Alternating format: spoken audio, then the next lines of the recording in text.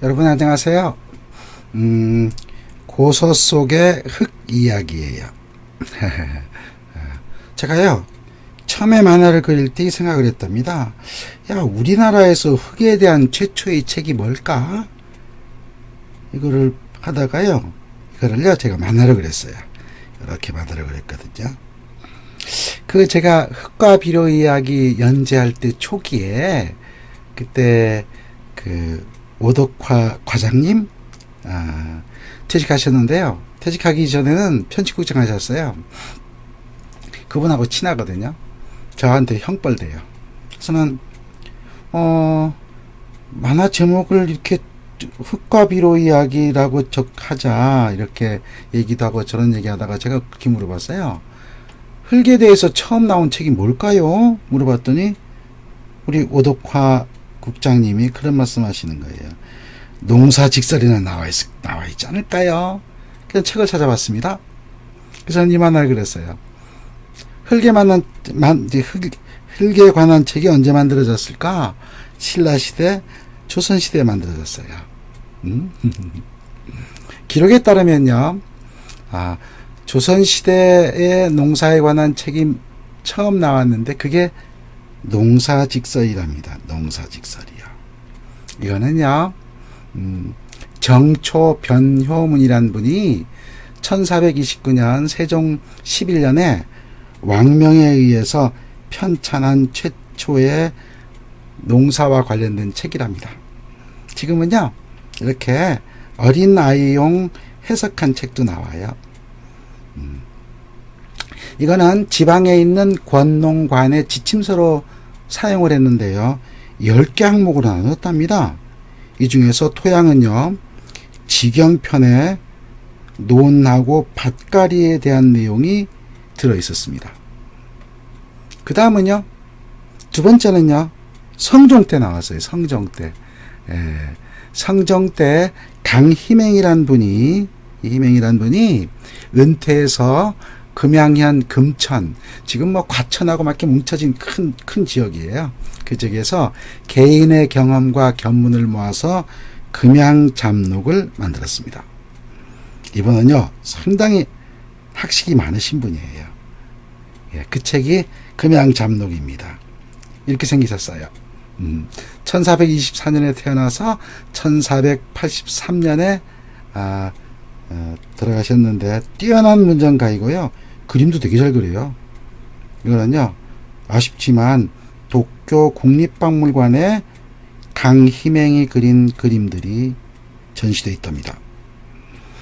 강희맹이요, 52세 좌천성에 물러나서 금양현에서 농사를 지으면서, 직접 농사 지으면서 만든 책이래요.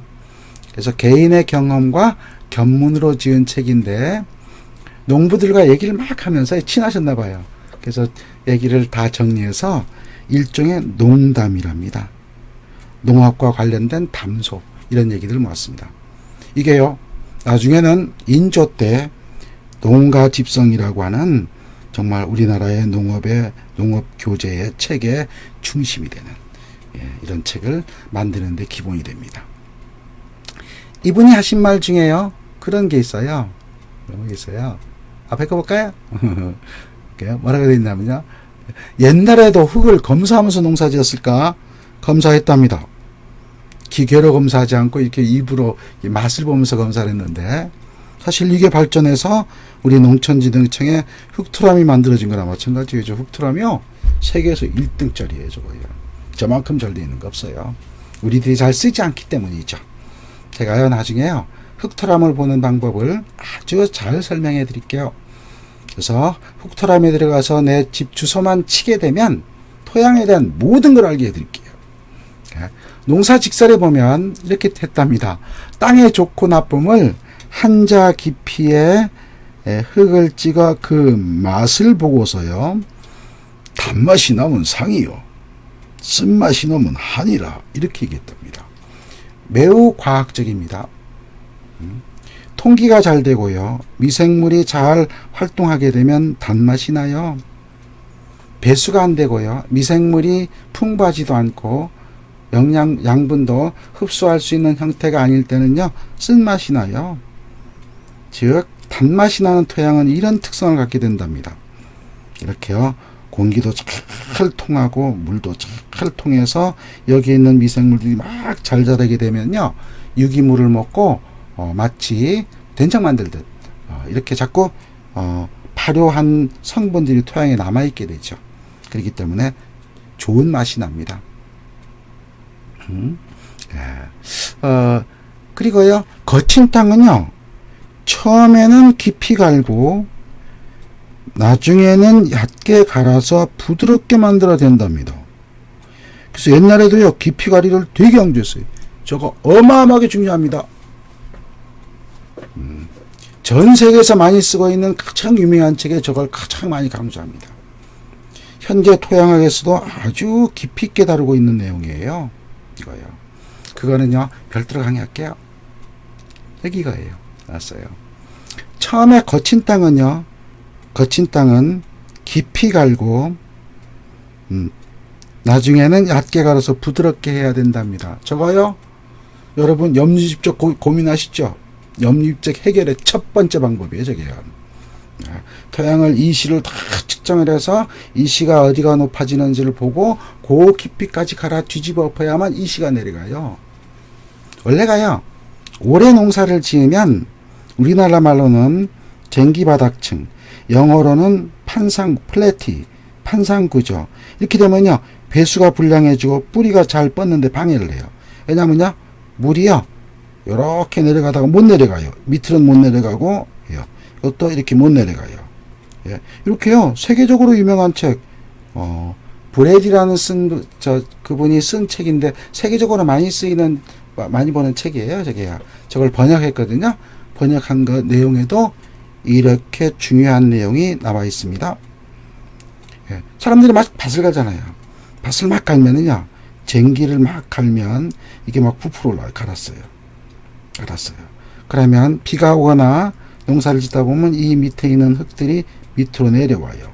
내려와서 여기에 판상처럼 이렇게 딱딱한 구조를 형성합니다. 그러면요, 지금 요 모양이거든요. 왼쪽 거는 정상이에요. 근데 쟁기로 자꾸 농사를 짓다 보면 쟁기가 들어왔어요. 들어와서 이걸 자꾸 농사를 짓다 보면 밑에 이렇게 판상 구조가 이렇게 생기는 거예요. 판상이 이렇게 생긴 거예요.